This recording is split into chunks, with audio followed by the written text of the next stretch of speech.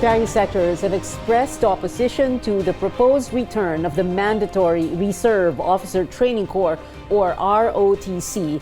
In his first State of the Nation address last year, President Bongbong Marcos stressed the importance of military training for senior high and college students as part of defense and disaster preparedness. Lawmakers now scrutinizing whether the program will truly serve the country's interests.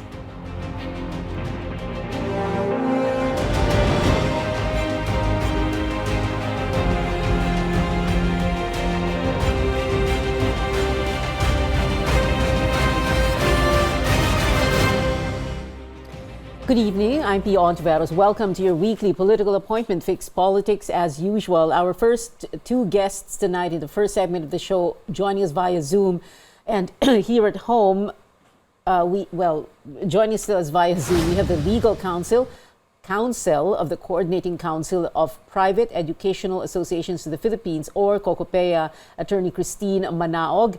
And joining us via Zoom also from Hong Kong, we're speaking to the UP Vanguard National Commander, Dr. Guido Delgado. Good evening to the both of you, Attorney Manaog and Dr. Delgado. But I'll start with Attorney Manaog. Good evening. So, Attorney Manaog, syempre, parang paulit-ulit na itong discussion on returning ROTC, whether we should do it or not. This has been going on for the last few years. What is COCOPEA's position right now? We have, both houses of Congress. We have the House pushing and the Senate pushing for two different things. The Senate pushing for a mandatory ROTC, the House pushing for something else. But what is COCOPEA's position on this? Okay, Ms. Pia, no, in past Congresses, when similar bills were filed, COCOPEA opposed. We also take note that there is another proposed bill on the NCST, or the National Citizens Service Training. So the associations are also studying this.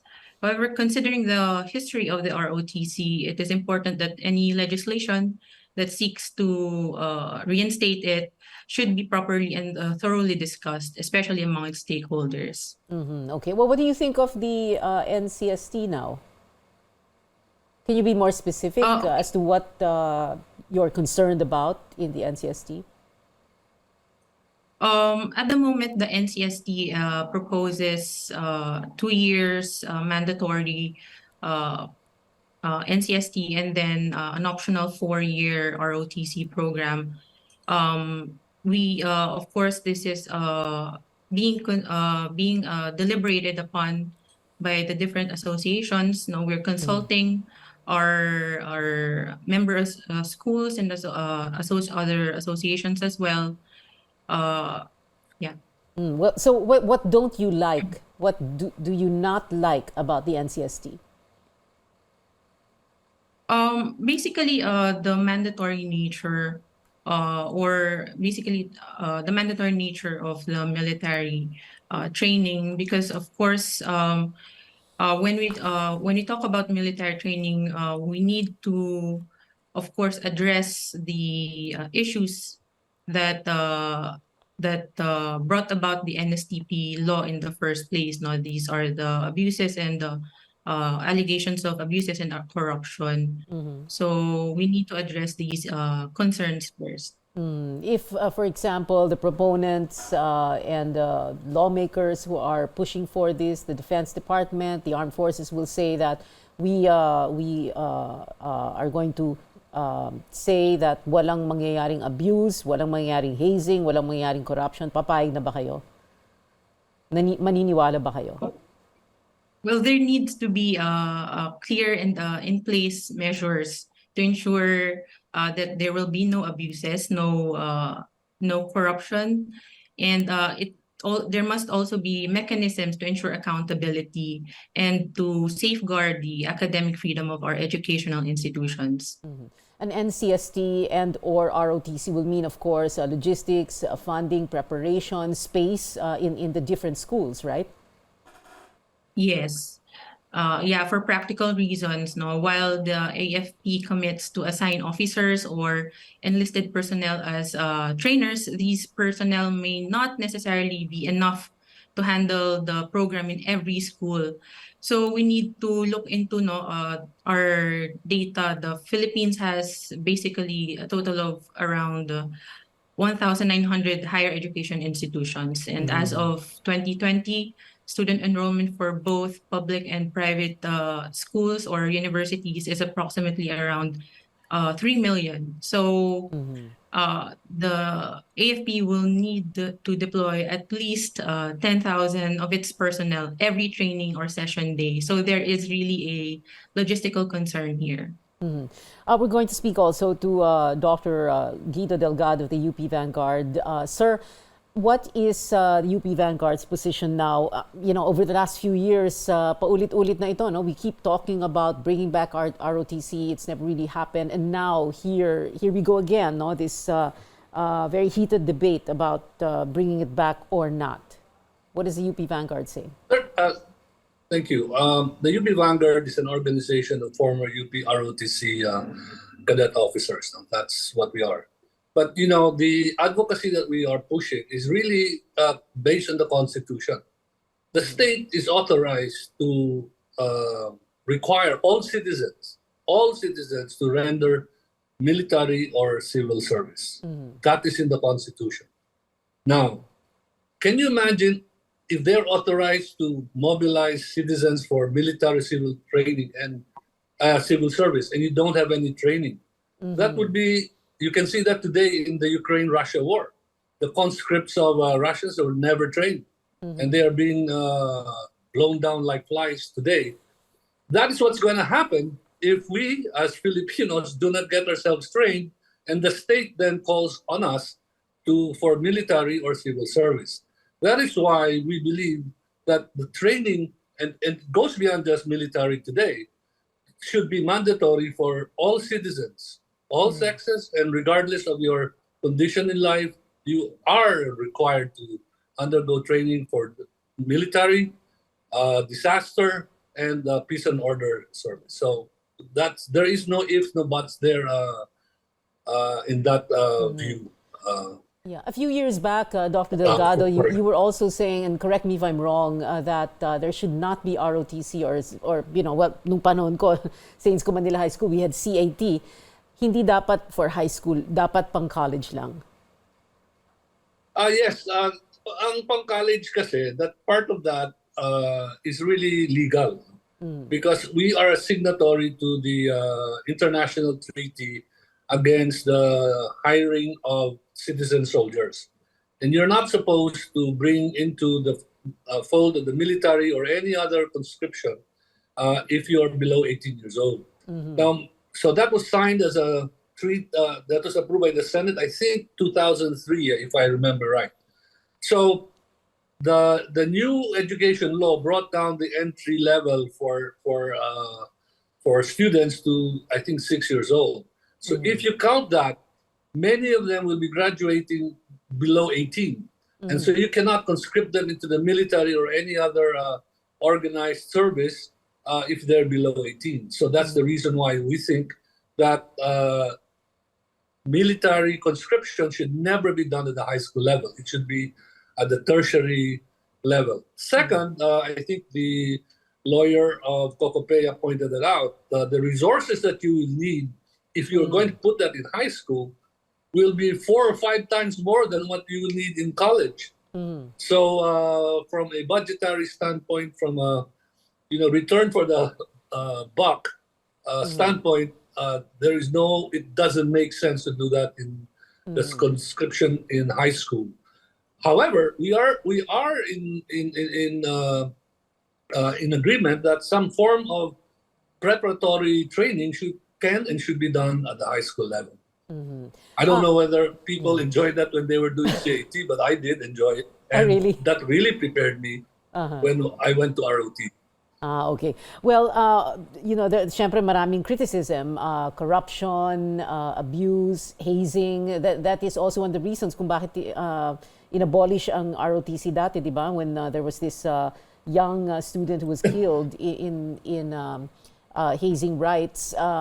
So now, syempre, kapag pinag-uusapan yun ang mga, those are the issues that critics are bringing up about ROTC. So here we go again. We're all these old arguments coming back to haunt this possible return of ROTC.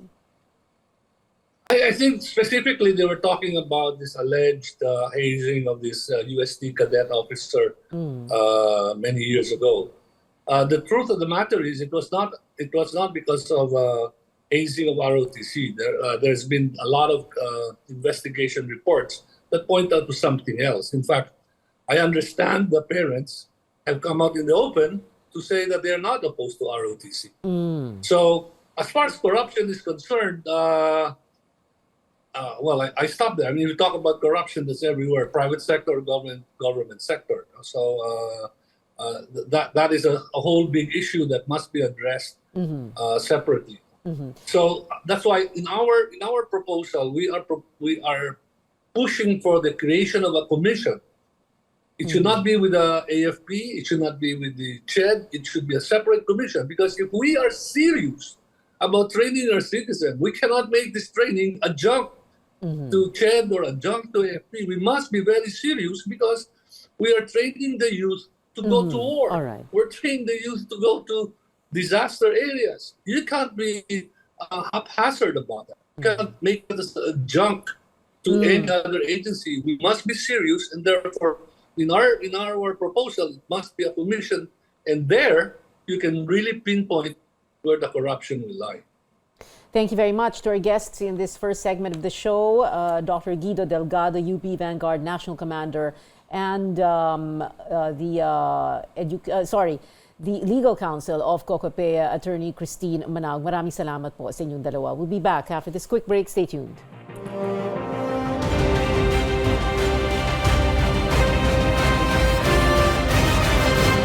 Welcome back. This is Politics as Usual. I'm Pia Hontiveros. We're still talking about the mandatory ROTC bill. Our next guest, Senator Pia Cayetano, joining us via Zoom. Ma'am, good evening. Thank you very much for being with us tonight. Are you, I just wanted to clarify, you have no problem with ROTC as long as it is not mandatory, or you don't want it completely? Well, first of all, good evening, Pia, and to all your viewers. As it stands, we have a law that includes ROTC. No? Have there been problems and issues on that? I have an open mind to hear. I am against it becoming mandatory. As to whether, as it is doing its job, it is doing what it was intended to be, I have an open mind. I'd like to hear. But I am against it becoming mandatory. All right. But the bills in the Senate that are now pending are all, if I'm not mistaken, for mandatory ROTC. And then you have a very separate, very different version in the House bill. Yes, so you're right. The bills that are currently being taken up in the Senate are for the return of mandatory ROTC. And my position is, after reviewing all the bills and also hearing the statements of the senators and the resource persons who attended, basically I can summarize their position as follows. They want a mandatory ROTC to instill discipline, to instill or promote patriotism and unity, basically. And number two, to have a reserve corps that will be able to serve the country in its needs in case of an invasion. As to the first objective, instill discipline. I'll just point us to the last Southeast Asian Games, which we hosted, where we were the overall champions. I will point to the Olympics, where a lot of our Filipino athletes came home with medals, including Hidilyn Diaz. Were we not most united? Were we not most patriotic and proud to be a Filipino when we saw and cheered for these athletes? So clearly, sports instills patriotism. And obviously, those athletes wouldn't be where they are today if not for discipline. And I can see the same for the arts and for music, right? So I don't think ROTC has a monopoly in terms of being able to instill discipline. And as to the second objective, to create that core, that will defend the country. Well, what are we fighting against? What are the security threats that we face? Because again, when I read the bills, I felt like I was transported 100 years ago, where Filipinos were fighting with bow and arrows, maybe later on rifles, to literally defend our nation. Is that the same threat that we have? Could be. I'm not saying walang threat na ganun. Could be. But aren't our threats now chemical warfare, cyber attacks, food security? Sibuyas nga lang, wala na tayong supply. Itlog nga lang, which is a big source of protein. People will be starving, without food. Water security. That is major. No one in this world can live without water. These are serious security threats. And I humbly submit, I may not have the military training as our esteemed guest in our hearings, but I was a scholar of the U.S. Defense in the Asia Pacific Center for Security Studies. And when I went there, our topics were all about soft security. Yung sinabi ko nga, food security, water, the effects of climate change, disaster risk. So if we now have warm bodies, and I'm referring to the college students who want to study the sciences so that they can protect us against chemical warfare, they can protect us against viruses. Should we not allow them to give all their heart and mind and time to the pursuits of these studies? May shortage na nga tayo ng nurses. May shortage din tayo ng iba-ibang health professionals, pharmacists, midwife, doctor. Lahat yan shortage, and these are not easy courses. And then we will put now additional units to take them away from it. So medyo it boggles my mind. I'm trying very hard to be logical in understanding and digesting the logic, but medyo hindi ko masundan yung premises dito. No? Ano ba yung kalaban? Ano ba yung security ng Pilipinas na kailangan nating paghandaan? And I'm prepared to study it further, but I'd like to get more clarity on these things. So you're saying, Senator Pia, that the way things stand now, okay na yun. Kumbaga, if it ain't broke, don't fix it. It's working. Let's not change things up. That's one way of putting it, Pia. But I'm very happy for them to review what the current ROTC program is like, what is the current NSTP program, but to now introduce mandatory ROTC. And for example, it says in all the bills, they will exempt persons with disabilities. So the assumption is, it's a physical exercise, right? Kasi if you are exempting people with physical disabilities, then that means physical kasi yung activity. Di ba nga yung wars of the future, it could be online. It could be a cyber attack. So parang I don't feel na we are thinking of the current situation or even the future when we are discussing ROTC again. As to service to the nation, of course, I think we can all do our part in that. But again, there are different ways of serving our country. Again and again, they refer to disaster risk. Do you really have to have ROTC training to become a volunteer for disaster risk? It would help, and it would be great if that's the track that you want. But you can participate in disaster risk in many, many ways. You could be a scientist that's preventing these disasters from happening. You could be a teenage volunteer who is monitoring, understands how the sea levels rise and can literally blow the whistle so that your lolo and lola are not out there, exposing themselves. There's different ways. I just have a problem with the argument that ROTC is the way to instill discipline and ROTC is the way to solve our security. There are other ways din naman. Let's not be close-minded naman. One final question and a brief answer, hopefully, Senator Pia. There are, syempre, very different versions, what the Senate is looking at, what the House also is looking at. So we're looking at very interesting. Ang saya siguro ng BICAM nito, Bicameral Conference Committee. Actually, I am chairing a hearing on the Medical Reserve Corps, no? And this is a priority measure as well. It was mentioned in the SONA. This is also a product of the experiences we've had in the pandemic.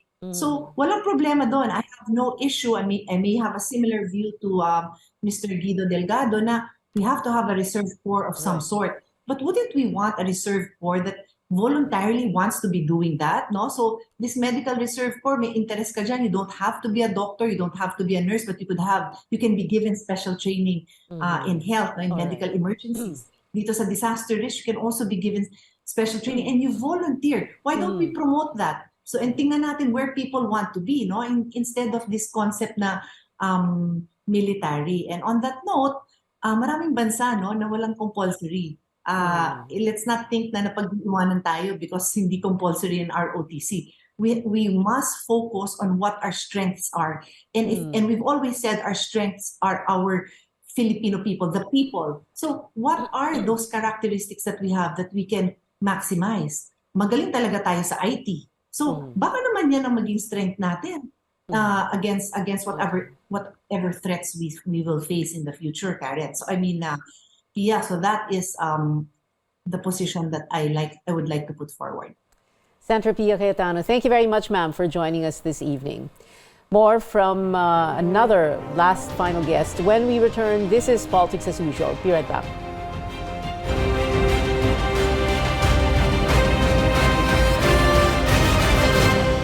You're still on Politics as Usual. Our final guest tonight here in the studio, the Executive Officer from the Office of the Deputy Chief of Staff for Reservist and Retiree Affairs, or J9, of the Armed Forces of the Philippines, Colonel Ronald Alcudia. Colonel Ronald, thank you very much for being here.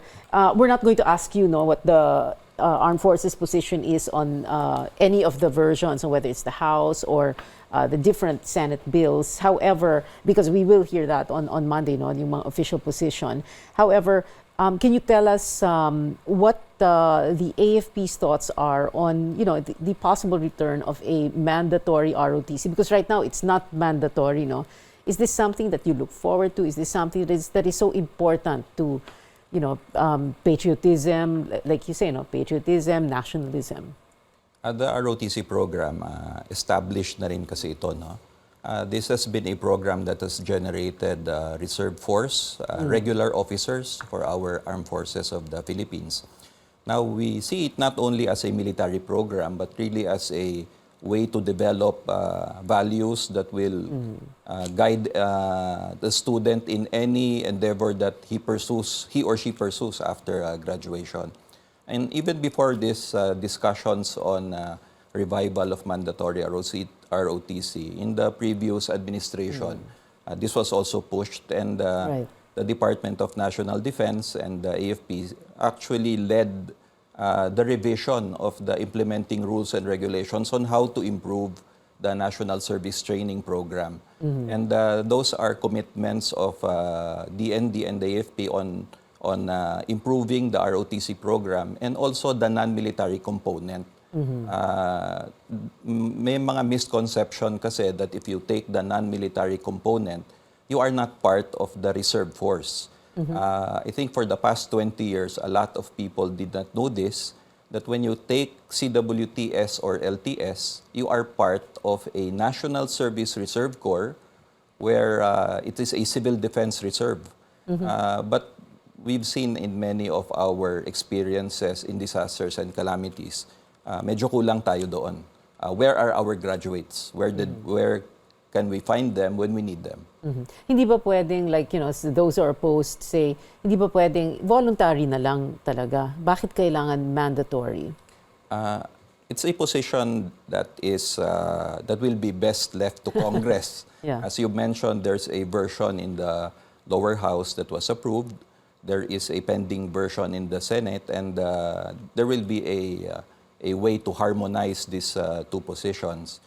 Insofar as the armed forces is concerned, the directives of our leadership is aligned with the pronouncements of the national government. And the AFP is an active participant in all these discussions. We hope to find a program that is feasible, a program that is relevant, especially with the challenges that we are facing now. Among the criticism, of course, abuse, hazing, corruption, paulit-ulit na yan Are you saying that if we do have a mandatory ROTC, that we're not going to see any of this abuse, hazing, corruption? How are we going to guard against that? Guido Delgado earlier was saying that there should be a separate commission independent of either the AFP, DND, or the CHED that will oversee this program. In all the bills that were filed, there is a provision on the grievance committee, grievance mechanisms on how to ensure accountability, how to ensure that the program is properly implemented. Even in the revised IRR that was initiated by DND, there was a push already for the establishment of monitoring committees at the regional, province, and city levels. Kasi gusto talaga nating matutukan at ma-monitor yung implementation. And we also want this program to be tied up with subnational disaster risk reduction management councils. The student must be able to align what he or she is being taught to what is a post-training utilization. So, but in terms of the grievance systems, yun yung isang ine-emphasize din ng aming leadership. That's why if and when, however this program will eventually be developed, the selection of people to be assigned in this program will be the top priority of the defense establishment. Of course, we're all waiting for the final version that's going to come out of a bicameral conference committee. We'll see, syempre, what happens there. But if there is major development in the sense that, let's say, sabihin nilang, oh, sige na, mandatory ROTC or whatever, no, merong particular version, will the armed forces be ready to implement? Armed Forces, DND, CHED, Commission on Higher Education, since college yung pinag-uusapan dito, it is already second semester, school year 2022-2023, malapit na rin next school year, no? Will you be ready by then? The discussions on how it will be implemented should be factored in when they come up in yung sa batas and also in the implementing rules and regulations. Because may gestation period yung pag-develop natin ng mga tao eh. It's not as if that we can just pull people from our units and then let them handle the training. They have to be retooled for the kind of training that they will have to teach in the schools. At the same time, we have a reserve force, which will be the base also of our instructors and trainers. We have to train them also. So this is not a standalone program. I would like to emphasize that aside from the ROTC or whatever program that will be, there is also the important matter of developing the program where they will go after they graduate. And that is also where we will source our people for instructors. All right. You have 30 seconds for final words, Colonel Acudia. As mentioned earlier by Senator Cayetano, many countries are rethinking their national service programs, and it's because of regional developments and military and non-military threats in their horizon. Exactly. The Philippines is in the same situation. So the defense this establishment and the AFP will be an active participant in these discussions on what would be the appropriate and feasible program for disaster response and national defense preparedness. Colonel Ronald Alcudia, J9 of the J9 AFP, thank you very much for being with us tonight, sir. We've been told before, don't talk politics at the dinner table or the family reunion or in Viber groups and risk warfare, digital or otherwise. But we can talk about it here at this table on this show, your weekly political appointment fix, politics as usual. I'm Pia Hontiveros. See you back here next Wednesday, 8 p.m.